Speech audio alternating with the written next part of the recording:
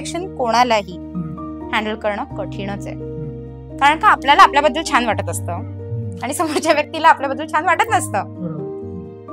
हे स्वीकारणं खूप कठीण आहे. ह्याचं ना मी पर्सनल पण एक उदाहरण देते की मी पण भरपूर सोर्सिंग केलं, टिंडर, बंबल, नंतर मग अनुरूप विवाह संस्था ह्याला मी देणगी दिली आणि सुरू केलं आणि माझं तिकडनंच लग्न ठरलं. पण त्याच्या आधी येणारे रिजेक्शन्स वेगवेगळ्या कारणाने होते. मी प्रोफेशनल आहे, मी जॉब करत नाहीये म्हणून नाकारलं, मी बुटकी आहे म्हणून नाकारलं, काही जणांनी मी नृत्य शिकवते किंवा शिकते आणि खूप जास्त वर्सटाईल आहे, मुलगी एवढी वर्सटाईल नको म्हणून नाकारलं. हा, रिजेक्शन कोणालाही पचवायला जड जातं.